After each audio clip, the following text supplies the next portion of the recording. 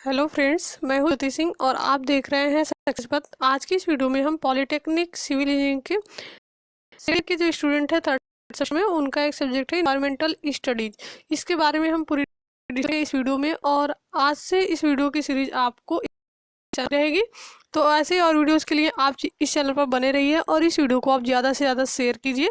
यदि चैनल पर नए हैं तो चैनल को सब्सक्राइब कर लीजिए, बेल आइकन को प्रेस कर लीजिए, जिससे कि हमारे जो नए वीडियो की सीरीज होगी उसकी नोटिफिकेशन आपको पहुंचती रहेगी, आपको मिलती रहेगी। तो चलिए हम स्टार्ट करते हैं। इन्वायरमेंटल स्टडीज क्या है। सबसे पहले हम इसके जो भी सिलेबस है उसके बारे में पूरी डिस्कस करेंगे, फिर हम इसके जो इंट्रोडक्शन वाले पार्ट को यहाँ पर कवर करने वाले हैं। तो सबसे पहले हम सिलेबस यहाँ पर देखने वाले हैं कि इन्वायरमेंटल स्टडीज का आपका सिलेबस क्या है, इन्वायरमेंटल स्टडीज होता क्या है, इसमें आपको क्या क्या चीज़ें पढ़नी है।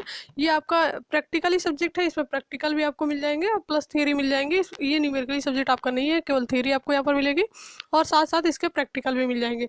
तो यदि आपको इन्वायरमेंटल स्टडीज की जो नई बुक है वो नहीं आपके पास है, तो ये सिलेबस थोड़ा चेंज हुआ है। तो इसके जो कंटेंट है, इसका जो सिलेबस है, अभी जो हम देखने वाले हैं सिलेबस को, वो आपको पुरानी बुक जो पहले बुक चलती थी आपकी सिविल इंजीनियरिंग में, इन्वायरमेंटल पॉल्यूशन एंड कंट्रोल, तो इसको आप लेके पढ़ सकते हैं। पूरी कंटेंट आपको वहाँ से मिल जाएगी। पूरा जो थ्योरी का यहाँ पर थियोरेटिकल जो पार्ट्स है वो आपको ईपीसी में मिल जाएगा, यानी कि इन्वायरमेंटल पॉल्यूशन कंट्रोल वाले बुक में आपको मिल जाएगा, अगर इन्वायरमेंटल स्टडीज़ की बुक आपके पास नहीं है तो।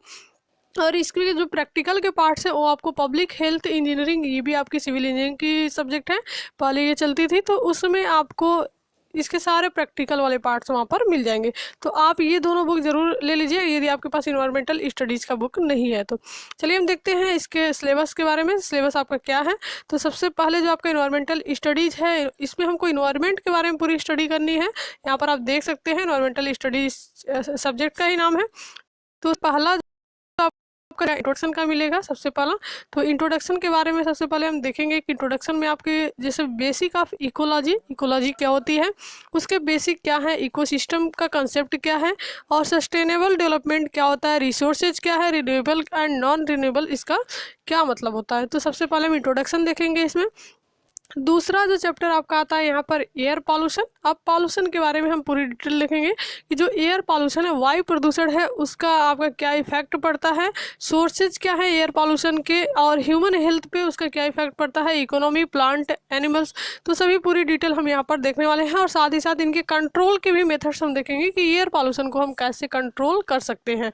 तो नेक्स्ट हमारा जो यहाँ पर चैप्टर्स हैं, इसमें वाटर पॉल्यूशन का है। वाटर पॉल्यूशन में हम पूरी डिटेल देखेंगे वाटर पॉल्यूशन के, कि इनके सोर्सेज क्या है, वाटर पॉल्यूशन कैसे होता है, इनका इफेक्ट क्या होता है, और इनको हम कैसे कंट्रोल कर सकते हैं। तो पूरी डिटेल हम यहाँ पर देखने वाले हैं। और अगर वाटर पॉल्यूशन होता है तो वाटर ट्रीटमेंट हम कैसे करते हैं, ट्रीटमेंट का प्रोसेस क्या है, सीवेज ट्रीटमेंट क्या करते हैं, वाटर क्वालिटी स्टैंडर्ड, तो ये सारी चीज़ें हम वाटर पॉल्यूशन में देखने वाले हैं, वाटर पॉल्यूशन से रिलेटेड। नेक्स्ट जो हमारा चैप्टर है सॉइल पॉल्यूशन का है। सॉइल पॉल्यूशन में हम सोर्सेज ऑफ सॉइल पॉल्यूशन के सोर्सेज को देखेंगे कि वो पॉल्यूशन आपका कहाँ से हो रहा है, उसके सोर्स क्या है, और उसके जो भी आपके इफेक्ट्स है, इफेक्ट को हम देखेंगे, कंट्रोल कैसे कर सकते हैं। तो ये दो तीन जो पॉइंट है ये आपके सभी पॉल्यूशन में लगभग सेम ही मिल जाएंगे। इफेक्ट्स क्या है सॉलिड वेस्ट के, यहाँ पर देख सकते हैं डिस्पोजल ऑफ सॉलिड वेस्ट, तो ये पूरी डिटेल हम यहाँ पर देखने वाले हैं। नेक्स्ट जो हमारा चैप्टर है नॉइज पॉल्यूशन का। नॉइज पॉल्यूशन में भी हम देखेंगे कि नॉइज पॉल्यूशन के आपके सोर्स क्या हैं, इनके इफेक्ट क्या हैं, और इनको कंट्रोल हम कैसे कर सकते हैं। तो यहाँ पर आप देख सकते हैं नॉइज पॉल्यूशन। इसमें आप देखिए source of noise pollution, unit of noise की यूनिट को भी हमको देखना है, इफेक्ट ऑफ नॉइज पॉल्यूशन, और acceptable noise pollution, noise level क्या होता है, डिफरेंट मेथड जो आपका होता है इनके नॉइज पॉल्यूशन का, मिनिमाइजिंग का, वो क्या होता है। तो पूरी डिटेल हम यहाँ पर देखने वाले हैं। नेक्स्ट जो हमारा चैप्टर इसमें मिल जाएगा इन्वायरमेंटल लेजिस्लेशन, जो पर्यावरण का जो कानून है उसके बारे में हम देखेंगे कि कौन से एक्ट में कौन सा आपका पॉल्यूशन का कानून बनाया गया है। तो जैसे इंट्रोडक्शन टू वाटर, जो वाटर का prevention and control of pollution का जो एक्ट है वो आपका एक्ट 1974 है। तो ऐसे ही अलग अलग पॉल्यूशन के लिए अलग अलग एक्ट बनाया गया है। एयर के लिए आप देख सकते हैं 1981 एक्ट 1981 है। फिर 1986 आपका है role and function of state pollution control board and national green tribunal. तो यहाँ पर आप देख सकते हैं जो आपका एनजीटी है, इन्वायरमेंटल इम्पैक्ट असेसमेंट, EIA क्या है, तो पूरी डिटेल हम यहाँ पर इन्वायरमेंटल लेजिस्लेशन में लेजिस्लेशन के बारे में देखेंगे, कानून के बारे में। लेजिस्लेशन की जो हिंदी होती है कानून होती है। नेक्स्ट हम देखते हैं impact of energy usage on environment, impact of energy usage on environment, तो इस चैप्टर में हम पूरी डिटेल देखेंगे। ग्लोबल वार्मिंग आपका क्या होता है, ग्रीन हाउस इफेक्ट क्या है, depletion of ozone layer, acid rain, तो ये पूरे जो इंपॉर्टेंट पॉइंट है इस चैप्टर में, जो 7 चैप्टर आपका है पूरी इंपॉर्टेंट है, और इससे रिलेटेड आपके कंपटीशन में भी कंपटीशन एग्जाम में पूछे जाते हैं, और आपके सेमेस्टर एग्जाम के लिए भी ये इंपॉर्टेंट है। तो ये आपका 7 चैप्टर हो गया।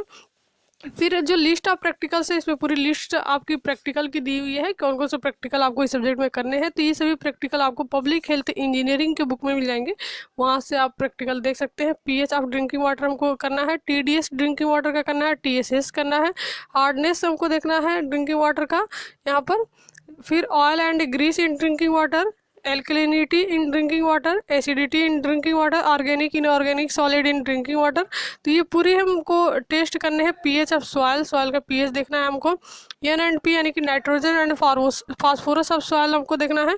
तो इसी तरीके की ये सभी प्रैक्टिकल जो आपके हैं यहाँ पर दिए हुए हैं, और ये सभी प्रैक्टिकल आपको पब्लिक हेल्थ इंजीनियरिंग के बुक में मिल जाएंगे, और सभी जो थ्योरी का पार्ट है आपका इन्वायरमेंटल पॉल्यूशन एंड कंट्रोल के बुक में आपको मिल जाएंगे, तो वहाँ से आप देख सकते हैं उस सब्जेक्ट को। अभी हम स्टार्ट करते हैं इंट्रोडक्शन को। आज हम इंट्रोडक्शन रखेंगे, और इसी तरह की सीरीज आपकी वीडियोस की इस चैनल पर मिलती रहेगी इस सब्जेक्ट से रिलेटेड, और साथ ही साथ आपके हाइड्रोलिक्स के भी और कंक्रीट टेक्नोलॉजी की भी सीरीज इस चैनल पर चल रही है, तो उसको भी आप देखिए और ज़्यादा से ज़्यादा अपने फ्रेंड्स के साथ शेयर कीजिए। तो चलिए हम इंट्रोडक्शन को देख लेते हैं कि इन्वायरमेंटल स्टडी में जो फर्स्ट चैप्टर आपका है इंट्रोडक्शन का, उसमें क्या क्या चीज़ें हमको पढ़नी है। अभी हम इंट्रोडक्शन के बारे में देख रहे हैं। जो फर्स्ट चैप्टर आपका इन्वायरमेंटल स्टडीज़ का है इंट्रोडक्शन का, इसमें आपका फर्स्ट चैप्टर का जो नाम है इंट्रोडक्शन, यहाँ पर हम देखेंगे पर्यावरण की पारिस्थितिकी।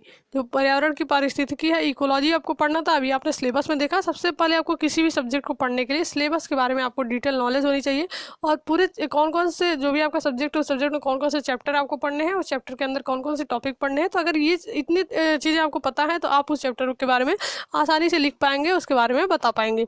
तो सबसे पहले कोई भी अगर आप सब्जेक्ट पढ़ रहे हैं तो फर्स्ट चैप्टर सबसे पहले उस सब्जेक्ट के अंदर कौन कौन से चैप्टर्स हैं, और एक एक चैप्टर्स के अंदर कौन कौन से टॉपिक आपको पढ़ने हैं, तो ये सारी चीज़ें आपके पास अवेलेबल होनी चाहिए। तो जो आपका फर्स्ट चैप्टर है इकोलॉजी ऑफ इन्वायरमेंट का है, पर्यावरण की पारिस्थितिकी जिसको हम बोलते हैं। तो इकोलॉजी की हिंदी आपकी पारिस्थितिकी होती है। तो यहाँ पर देख सकते हैं आप। तो सबसे पहले हम इंट्रोडक्शन ही देख रहे हैं यहाँ पर। पर्यावरण क्या होता है ये हम पढ़ेंगे। सबसे पहले इन्वायरमेंट क्या होता है, तो पर्यावरण आपका दो शब्दों यानी कि परि प्लस आवरण से बना है, अर्थात दूसरी वस्तुएं जो हमें प्रभावित करती हैं तथा जो चारों ओर वितरित हैं पर्यावरण कहलाती हैं। तो ये आपका हो गया पर्यावरण, आपका दो शब्दों से मिलकर बना है, परि प्लस आवरण, और दूसरी वस्तुएं जो हमें प्रभावित करती है तथा जो हमारे चारों तरफ वितरित है वही हमारी पर्यावरण, जो हमारे आसपास चारों तरफ फैली हुई है वही पर्यावरण आपका इन्वायरमेंट कहलाता है। या फिर हम कह सकते हैं जीवों को सामूहिक रूप से प्रभावित करने वाला सभी कारक पर्यावरण कहलाता है। जीवों को जो सामूहिक रूप से प्रभावित करता है वो सभी कारक जो आपके होते हैं पर्यावरण कहलाते हैं। कारक वह बल, पदार्थ या दशा है जिससे किसी आवास में रहने वाले सभी जीव प्रभावित होते हैं, यानी कि जो आपके आसपास के आपके चारों तरफ का जो भी चीजें हैं आपके आसपास, तो वही आपका क्या है, इन्वायरमेंट है, वही आपका पर्यावरण है। नेक्स्ट हम देखते हैं पर्यावरण मुख्यतः दो भागों में बांटा गया है पर्यावरण को। सबसे पहला जो आपका है फिजिकल इन्वायरमेंट, और दूसरा आपका है बायोटिक इन्वायरमेंट। तो सबसे पहले अगर हम बात करें पर्यावरण को जो दो भागों में बांटा गया है, फिजिकल इन्वायरमेंट आपके क्या होता है, तो इसके अंतर्गत जल, सूर्य ऊर्जा, प्रकाश, खनिज लवण, आर्द्रता, पृथ्वी और वायु आदि सम्मिलित हैं, और इसकी अनिरंतरता से ही मृदा कटाव, अपघटन, अवसारीकरण, भूकंप और अन्य आपदाएं जन्म लेती हैं। जो इनका निरंतरता होता है उसी के कारण आपकी आपदाएं आती हैं।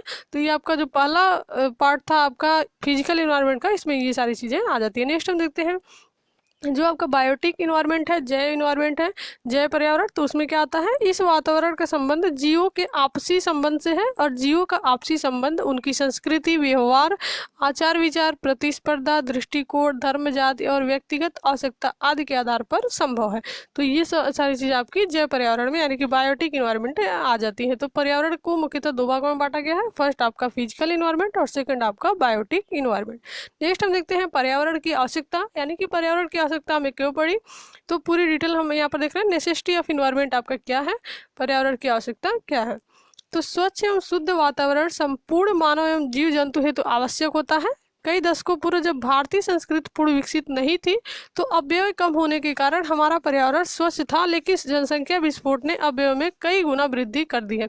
इसे दूर करने के लिए नए नए उपाय सोचे जा रहे हैं। वातावरण को शुद्ध बनाने के लिए पूरे विश्व के वैज्ञानिकों को नए शोध करने होंगे जो हमारे वातावरण को शुद्ध करने में उपयोगी साबित होने चाहिए। तो नेसेसिटी ऑफ इन्वायरमेंट आपका ये हो गया कि हमें स्वच्छ पर्यावरण की आवश्यकता है। तो यहाँ पर आप देख सकते हैं पर्यावरण के जो अवयव हैं, एलिमेंट्स हैं, एलिमेंट्स ऑफ इन्वायरमेंट कौन कौन से हैं, तो जिनसे मिलके आपका इन्वायरमेंट बना हुआ है वही एलिमेंट हमको देखना है यहाँ पर। तो पर्यावरण का क्षेत्र जो आपका है बहुत विस्तृत है, यहाँ पर आप देख सकते हैं। और इसके अध्ययन के लिए जो पर्यावरण को है मुख्यतः निम्न भागों में विभाजित कर सकते हैं। जो हम पर्यावरण का क्षेत्र है वो तो बहुत विस्तृत है, लेकिन इसके अध्ययन के लिए इसको हम निम्न भागों में विभाजित करके इसका अध्ययन हम पर्यावरण का अध्ययन हम कर सकते हैं। तो जो सबसे पहला पॉइंट आपका पृथ्वी, दूसरा पॉइंट आपका जल, तीसरा पॉइंट आपका हवा, चौथा पॉइंट आपका ऊर्जा और पांचवा पॉइंट आपका स्थान। ये जो 5 एलिमेंट हैं आपके पर्यावरण के, इसी के मदद से हम पर्यावरण के बारे में पूरी अध्ययन हम करेंगे। यही जो आपका है पृथ्वी, जल, हवा, ऊर्जा और स्थान, यही आपकी चारों तरफ फैली हुई है और इन्हीं से मिलकर आपका इन्वायरमेंट बनता है। तो जो आपके आसपास, जो आपके चारों तरफ जो चीज़ें फैली हुई हैं उसी को हम इन्वायरमेंट बोलते हैं। तो नेक्स्ट हम देखते हैं, अब हम एक एक करके एक एक पॉइंट को यहाँ पर डिस्कस करेंगे। पृथ्वी हमारी क्या है, पृथ्वी के बारे में हम डिटेल यहाँ पर देखेंगे। पृथ्वी के बारे में सभी लोगों को पता ही है, सभी जीव जंतु आपके पृथ्वी पर ही होते हैं। तो यही आपका जो पृथ्वी के बारे में जो भी पॉइंट है, आप यहाँ से मेन जो आपको 5 एलिमेंट्स जो आपको है, 5 एलिमेंट्स का नाम पता होना चाहिए। और इसके बारे में अगर एग्जाम में आपसे पूछा जाता है तो आप इसके बारे में पढ़ के यहाँ से आप तैयार किए रहेंगे और उसके बारे में वहाँ पर लिख देंगे। यहाँ पर आप देख सकते हैं पृथ्वी का क्या महत्व है और इस प्रकार पर्यावरण के परिवर्तन द्वारा ही पृथ्वी प्रभावित हो रही है। तो जो भी कीड़े मकोड़े हैं, जीव जंतु हैं, पेड़ पौधे हैं, सभी पृथ्वी पर ही है। तो मनुष्य की समस्त क्रियाएं पृथ्वी पर ही संपन्न होती है। पृथ्वी पर ही जीवन दायनी जल मिलता है। इसमें अनेक खनिज पदार्थ, तेल, कोयला, प्राकृतिक गैस, यानी कि पृथ्वी का हमारे जीवन में बहुत ही महत्वपूर्ण योगदान है। तो यहाँ पर आप देख सकते हैं। तो इसके बारे में हम पृथ्वी के बारे में अगर आपको बताना है तो ऐसे ही आप लिख सकते हैं। नेक्स्ट हमारा है जल। वाटर क्या होता है, वाटर का क्या इंपॉर्टेंट है। तो पर्यावरण का दूसरा जो महत्वपूर्ण तत्व है, पर्यावरण का जो पहला महत्वपूर्ण तत्व आपका क्या था, पृथ्वी था। दूसरा आपका है जल। पृथ्वी के लगभग 3/4 भाग पर समुद्री पानी है जिनका उपयोग मनुष्य नहीं करता है क्योंकि यह बहुत खारा है। पृथ्वी पर उपस्थित सतही जल ही इसके काम आता है, परंतु प्रदूषण के कारण यह भी प्रदूषित हो गया है। जो पृथ्वी पर 3/4 भाग है जिसपे आपका समुद्री पानी है, तो आपका मनुष्य नहीं यूज कर सकता क्योंकि वो उसका पानी खारा होता है, जो जल है वो खारा होता है। और पृथ्वी पर उपस्थित सतही जल जो होती है वही मनुष्य के काम आती है, लेकिन प्रदूषण के कारण जो है ये भी प्रदूषित होती जा रही हैं।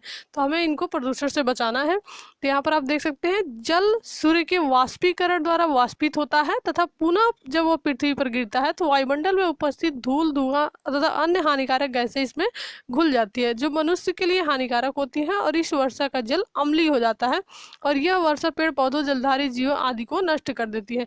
तो जब सबसे इम्पोर्टेंट जो आपका पॉइंट है, अगर हम याद रखें कि सबसे शुद्ध जल आपका कौन सा होता है, तो सबसे शुद्ध जल आपका क्या होता है, वर्षा का जल होता है। ये आपके कंपटीशन एग्जाम का क्वेश्चन है कि जो सबसे शुद्ध जल होता है वो वर्षा का जल होता है, लेकिन जब वो पृथ्वी पर आता है, पृथ्वी पर आने के बाद उसमें बहुत सारे धूल, ये सब सारी चीजें मिल जाती हैं तो प्रदूषित हो जाता है। लेकिन सबसे जो शुद्ध जल होता है वो आपका वर्षा का ही होता है। जैसे वो पृथ्वी पर आता है उसके बाद से उसमें उपस्थित धूल, धुआं आदि हानिकारक गैसें घुल जाती है और जिसके कारण वो जल आपका प्रदूषित हो जाता है। तो इस तरीके से आप देख सकते हैं।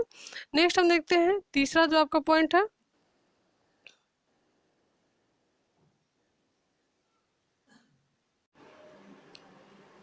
एलिमेंट्स ऑफ इन्वायरमेंट के 2 टॉपिक हम यहाँ पर देख लिए। 5 टॉपिक टोटल इसमें है, 5 पॉइंट हैं। तो 2 पॉइंट को हम कवर कर चुके हैं। अभी हम तीसरे पॉइंट को वाले हैं। तीसरा पॉइंट आपका है एयर। एयर का क्या इंपॉर्टेंस है उसके बारे में हम देखेंगे। देखिए, सबसे पहले हम एयर के बारे में यहाँ पर जानते हैं। पृथ्वी के चारों ओर वायुमंडल की एक परत है और हमारे वायुमंडल में ही हमारी प्राणवायु ऑक्सीजन उपस्थित है जिसके बिना हम जी नहीं सकते। परंतु बढ़ती जनसंख्या, पेड़ पौधों की अंधाधुंध कटाई, औद्योगिक क्रांति आदि से वायुमंडल इतना प्रदूषित हो गया है कि सांस लेना भी दुभर हो गया है। यानी कि अपने इन्वायरमेंट को बचाने के लिए, सुरक्षित रखने के लिए, स्वच्छ रखने के लिए आपको यहाँ पर देखना होगा। ठीक है, पेड़ पौधों की कटाई हो जा रही है, इसकी वजह से आपका जो पर्यावरण प्रदूषण है वो आपका बढ़ता चला जा रहा है। जो हवा है वो आपका यहाँ पर देख सकते हैं प्रदूषित हो जा रहा है। तो ये सारी चीज़ों का हमको ध्यान देना है। नेक्स्ट हम अगर इसी में बात करें तो प्रतिवर्ष प्रदूषण के कारण बहुत सारे रुपयों की बर्बादी हो रही है। वायुमंडल में कई प्रदूषक गैसें जो मौजूद हैं। नीदरलैंड में कार्बन मोनोऑक्साइड और यहाँ पर देख सकते हैं नाइट्रोजन डाइऑक्साइड, फॉर्मेल्डिहाइड धुएं की मात्रा निर्धारित सीमा से अधिक है। कुवैत और इराक के युद्ध में खनिज तेल के जलने से इतना अधिक धुआं उत्पन्न हुआ कि भारतवर्ष के पहाड़ी क्षेत्रों में काली बर्फ के रूप में गिरा। अतः हमें वायु को शुद्ध करने के लिए प्रदूषण कम करना होगा। इसलिए हमें ध्यान देना होगा, हमें पेड़ पौधे ज़रूर लगाने होंगे। आप हर साल पर्यावरण प्रदूषण जो भी आपका हर साल जो आपका इन्वायरमेंट डे होता है, पर्यावरण दिवस होता है, उस पर आप ज़रूर एक पौधा ज़रूर लगाइए। तो इससे हमारे क्या होंगे, इन्वायरमेंट भी आपका स्वच्छ रहेगा, शुद्ध रहेगा, ताज़ी हवा हमको मिलेगी और हवा भी हमारा प्रदूषित नहीं होगा। जितना ही पेड़ पौधों की कटाई हो रही है उतना ही आपका प्रदूषण फैलता चला जा रहा है। तो यहाँ पर हम देख सकते हैं हवा के बारे में अगर कोई पॉइंट लिखना है तो आप ऐसे लिख सकते हैं। नेक्स्ट हमारा जो पॉइंट है एनर्जी, चौथा जो पॉइंट आपका है एलिमेंट्स ऑफ इन्वायरमेंट में एनर्जी है आपका। तो ऊर्जा के रूप में हम देखते हैं, हम जानते हैं कि ऊर्जा न तो उत्पन्न होती है और न ही समाप्त, बल्कि केवल इसे एक रूप से दूसरे रूप में परिवर्तित किया जा सकता है। तो ये आप सभी लोगों को पता है कि जो एनर्जी होती है, जो ऊर्जा होती है, उसे हम न तो उत्पन्न कर सकते हैं और न ही उसे समाप्त कर सकते हैं। केवल हम इसे एक रूप से दूसरे रूप में परिवर्तित कर सकते हैं, एक रूप से दूसरे रूप में परिवर्तित किया जा सकता है। आज इस प्रतिस्पर्धी युग में ऊर्जा पैदा करने से बहुत ही अधिक मात्रा में पर्यावरण प्रदूषित करने वाले कारक उत्पन्न होते हैं। ऊर्जा के कुछ स्रोत निम्न हैं। ऊर्जा कहाँ से प्राप्त की जाती है, उसके कुछ स्रोत यहाँ पर दिए गए हैं, सोर्सेज दिए गए हैं। जैसे फर्स्ट आपका दिया गया है ईंधन के रूप में कोल, वुड एवं मिनरल ऑयल आदि से। दूसरा आपका है इलेक्ट्रिक प्रोड्यूस से, आपका इलेक्ट्रिक प्रोड्यूस करने के लिए water energy, thermal energy and nuclear energy आदि से। तीसरा आपका पॉइंट है मानव और पशुओं की शक्ति का उपयोग करने से। और फिर आपका है सौर ऊर्जा का उपयोग।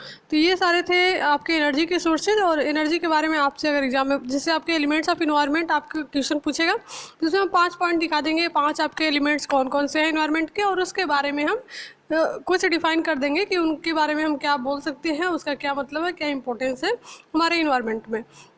नेक्स्ट हम देखिए, इनमें से कोल, वुड, मिनरल ऑयल प्रदूषण के कारण माने जाते हैं, लेकिन अब सबसे अधिक यूज होने वाली न्यूक्लियर एनर्जी पॉल्यूशन का महत्वपूर्ण कारक है, क्योंकि इसमें से खतरनाक किरण निकलती है जो भारत के लिए घातक है। अतः हमें इसे न प्रयोग करने की कोशिश करनी होगी तथा पॉल्यूशन रहित सोलर एनर्जी, विंड एनर्जी तथा वाटर एनर्जी का अधिकाधिक प्रयोग करना होगा। यहाँ पर आप देख सकते हैं, अतः हमें इसे न प्रयोग करने की कोशिश करनी होगी। जो भी आपके कोल होते हैं, वुड होते हैं और मिनरल ऑयल होते हैं, इससे प्रदूषण आपका बहुत ज़्यादा फैलता है। तो इसे हम कोशिश करें कि इसे हम ना प्रयोग करें और इसके जगह पे हम क्या प्रयोग कर सकते हैं, इसके स्थान पर हम पॉल्यूशन रहित जो आपका सोलर एनर्जी है, सोलर एनर्जी से आपका पॉल्यूशन नहीं उत्पन्न होता है, पॉल्यूशन रहित है। विंड एनर्जी से भी आपका पॉल्यूशन नहीं उत्पन्न होता है और वाटर एनर्जी से भी आपका पॉल्यूशन नहीं उत्पन्न होता है। तो हम ये कोशिश करना चाहिए हमें कि कोल, वुड और मिनरल ऑयल की जगह पे हम सोलर एनर्जी, जो आपका विंड एनर्जी है और जो आपका वाटर एनर्जी है, इनका यूज़ हम ज़्यादा से ज़्यादा करें। नेक्स्ट हम देखते हैं स्थान, जो आपका 5वां पॉइंट है, 5वां एलिमेंट है इन्वायरमेंट का, वो आपका है स्पेस, स्थान। तो इसके बारे में भी हम जान लेते हैं इसका क्या इंपॉर्टेंस है आपके इन्वायरमेंट में। तो रंक से लेकर राजा तक, चींटी से लेकर हाथी तक एवं सूक्ष्म जीवाणुओं से लेकर विशालकाय प्राणियों तक सभी के रहने के लिए स्थान की आवश्यकता होती है। जिस स्थान पर रहते हैं वही हमारा स्पेस है, लेकिन बढ़ती हुई जनसंख्या तथा औद्योगिकरण के कारण आज जगह की कमी महसूस हो रही है। एक मंजिला से लेकर बहुमंजिला इमारतें बनती चली जा रही हैं, जिसके कारण जगह जो होगी, जो स्पेस होता है, वो समाप्त होती जा रही है। ऊपर से इस विशालकाय जनसंख्या द्वारा उत्पादित कूड़ा करकट, गंदगी फैलती जा रही है।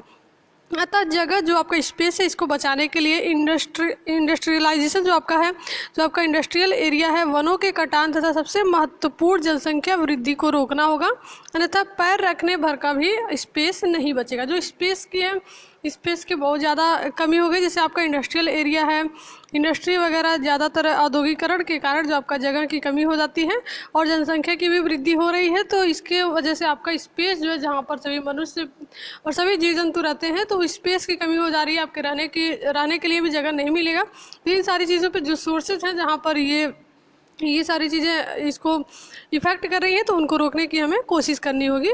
तो ये आपका स्पेस के बारे में था। तो इस तरीके से एलिमेंट्स ऑफ इन्वायरमेंट के जो 5 टाइप्स हैं, 5 प्रकार हैं, इनके 5 पॉइंट है, तो इसको हमको ध्यान देना होगा। और इसके बारे में जब भी आपसे एग्जाम में पूछा जाता है तो इस तरीके से आप अगर पढ़े हैं तो ऐसे आप लिख सकते हैं।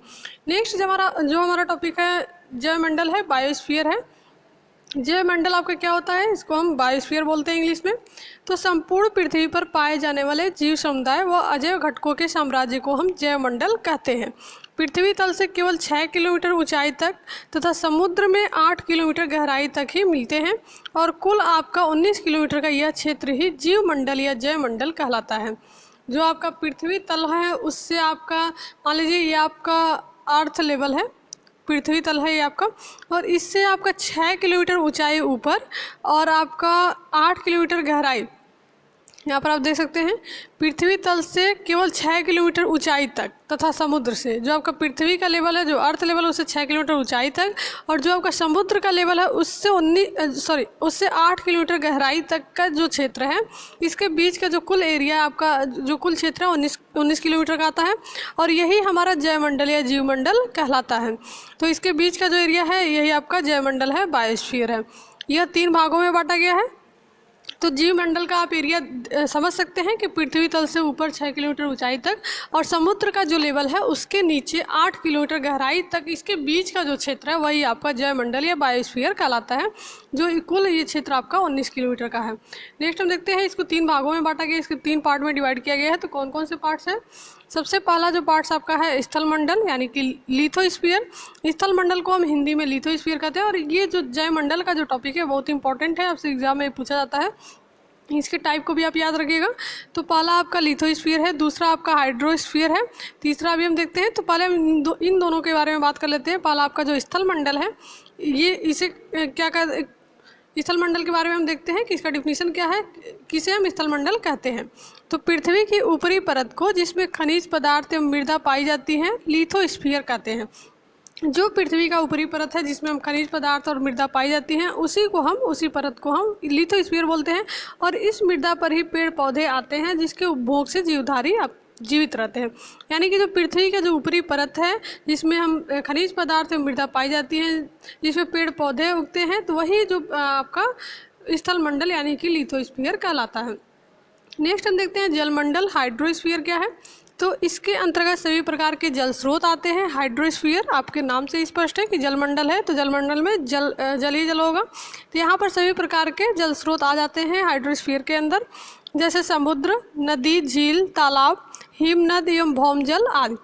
संपूर्ण पृथ्वी का 97% भाग समुद्र, यहाँ पर देख सकते हैं समुद्र भाग, 2% भाग हिमनदी व ध्रुव पर मिलते हैं, जिसमें 1% भाग ही जीवधारियों के काम आता है। जो आपका है 97% जो भाग है वो समुद्र का भाग है, 2% जो भाग है आपका हिमनदी व ध्रुव पर मिलते हैं, और केवल 1% भाग ही जीवधारियों के काम आता है। जो आपका जल मंडल का 1% भाग ही जीवधारियों के काम आता है। और यह जल भी पर्यावरण प्रदूषण के कारण दूषित एवं जहरीला होता जा रहा है। तो केवल 1% जल का हम यूज़ कर सकते हैं, 1% जल ही हमारे काम में आता है।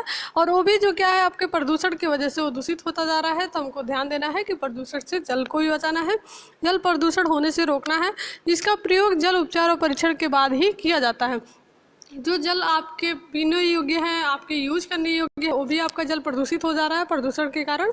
तो इसको हमको क्या करना है, अगर इसको यूज भी करना होगा तो हमें इसे जल उपचार और परीक्षण के बाद यानी कि वाटर ट्रीटमेंट या इसके टेस्ट करने के बाद ही हम इसका यूज कर सकते हैं। तो ये आपका हो गया जलमंडल। तीसरा पॉइंट हम देखते हैं। तीसरा पॉइंट आपका है वायुमंडल। वायुमंडल आपका क्या होता है, इसको हम एटमॉस्फेयर बोलते हैं। यह जलमंडल एवं स्थलमंडल के चारों ओर लगभग 6000 मीटर ऊपर तक फैला हुआ है। जो आपका वायुमंडल है यह जलमंडल और स्थलमंडल इन दोनों के चारों ओर लगभग 6000 मीटर ऊपर तक फैला हुआ है, ये आपका वायुमंडल है। और इसमें ये सभी गैसें पाई जाती हैं। आप देख सकते हैं सारी गैसें आपकी वायुमंडल में ही पाई जाती है। वायुमंडल पृथ्वी की ऊष्मा को संतुलित रखता है, जीवन के लिए आवश्यक ऑक्सीजन तथा पेड़ पौधों के लिए कार्बन डाइऑक्साइड व नाइट्रोजन उपलब्ध कराता है। यह समुद्री जलवाष्प को स्थल की ओर ले जाने में सहायक होता है। समुद्री जो जलवाष्प होता है उसको स्थल की ओर ले जाने में सहायक होता है, और यही हमारा वायुमंडल कहलाता है, एटमॉस्फेयर कहलाता है। ये 3 टाइप्स हो गए बायोस्फीयर के, आप देख सकते हैं। बायोस्फीयर आपका जैवमंडल आपका टॉपिक था और इसमें इसको 3 भागों में बांटा गया है। स्थलमंडल लिथोस्फीयर, जलमंडल हाइड्रोस्फीयर और वायुमंडल एटमॉस्फेयर। नेक्स्ट हम देखते हैं वायुमंडल संरचना, एटमॉस्फेरिक स्ट्रक्चर आपका क्या है, इसके बारे में डिटेल हम यहाँ पर पढ़ेंगे। तो वायुमंडल समुद्र तल से 500 किलोमीटर ऊंचाई तक पाया जाता है और इसे हम 4 भागों में बांटते हैं। जो वायुमंडल आपका है समुद्र तल से 500 किलोमीटर की ऊंचाई तक पाया जाता है और इसे हम 4 भागों में डिवाइड करते हैं। कौन कौन से 4 पार्ट हैं? पहला आपका है ट्रोपोस्फियर, स्ट्रेटोस्फियर, मीसोस्फियर और थर्मोस्फियर। ये 4 पार्ट्स हैं जो वायुमंडल संरचना है, इसमें हम 4 पार्ट्स जो पढ़ते हैं। तो ये 4 पार्ट्स आपके दिए हुए हैं और इन चारों पार्ट्स का जो नाम है आपको इंग्लिश में दिख रहा है, इसका हिंदी नाम भी यही है। तो कोई चेंजेस नहीं है हिंदी और इंग्लिश में, यही आपको याद रखना है। ट्रोपोस्फियर, स्ट्रेटोस्फियर, मीसोस्फियर और थर्मोस्फियर। इसके बारे में हम देखेंगे कि ट्रोपोस्फियर आपका पार्ट्स क्या होता है, कहाँ से कहाँ तक की ऊंचाई होती है उसको हम ट्रोपोस्फियर बोलते हैं। कहाँ से कहाँ तक का जो पार्ट्स होता है वो स्ट्रेटोस्फियर कहलाता है, मीसोस्फियर कहलाता है और थर्मोस्फियर कहलाता है। तो इसी के बारे में हम डिटेल देखेंगे। अभी आप इस चार्ट में देख सकते हैं कि आपका कॉलम 3 कॉलम बनाए गए हैं, हाइट, टेम्परेचर और जो भी गैसेज यहाँ पर पाई जाती है उसके बारे में। तो पहला जो आपका है ट्रोपोस्फियर, आप देख सकते हैं यहाँ पर ट्रोपोस्फियर में हम देखेंगे तो पृथ्वी तल से 11 किलोमीटर की, ये 11 किलोमीटर तक का जो एरिया होता है, पार्ट्स होता है, वो आपका ट्रोपोस्फियर कहलाएगा। और यहाँ पर टेम्परेचर कितना होता है? 15 से -56 डिग्री सेंटीग्रेड तक होता है। और यहाँ पर जो गैसें पाई जाती है, ये सारी गैसें इसमें पाई जाती है। दूसरा आपका है स्ट्रेटोस्फियर, तो ये 11 किलोमीटर से 60 किलोमीटर, जो आपका आधार है पृथ्वी है, पृथ्वी से 11 किलोमीटर तक का जो क्षेत्र है वो आपका ट्रोपोस्फियर कहलाता है। अब उसके बाद 11 किलोमीटर से 60 किलोमीटर तक का जो क्षेत्र है वो आपका स्ट्रेटोस्फियर कहलाता है और यहाँ का तापमान -56 से -2 डिग्री सेंटीग्रेड तक का होता है और इसमें ऑक्सीजन गैसें पाई जाती हैं। वायुमंडल संरचना के बारे में हम पढ़ रहे हैं, तो वायुमंडल में कौन कौन सी गैसें कौन से पार्ट्स में पाई जाती है उसके बारे में हम देख रहे हैं। तीसरा आपका है मीसोस्फियर, तो 60 किलोमीटर से 95 किलोमीटर तक का जो क्षेत्र है, इसके बाद स्ट्रेटोस्फियर के बाद तो आपका मीसोस्फियर कहलाता है। और थर्मोस्फियर आपका क्या है? अब इस 95 के बाद आगे 500 किलोमीटर तक का जो क्षेत्र है वो आपका थर्मोस्फियर कहलाएगा। तो यही आपका दिखाया गया है कि वायुमंडल समुद्र तल से 500 किलोमीटर तक ऊंचाई तक पाया जाता है। तो समुद्र का लेवल है, जो सी लेवल है उसका समुद्र के लेवल से 500 किलोमीटर की ऊंचाई तक का जो आपका वायुमंडल पाया जाता है। और इसमें इसके 4 पार्ट्स हैं।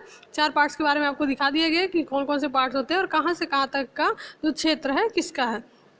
तो ये आप ध्यान रखेंगे और इसी के बारे में हमको डिटेल भी पढ़ना है आगे।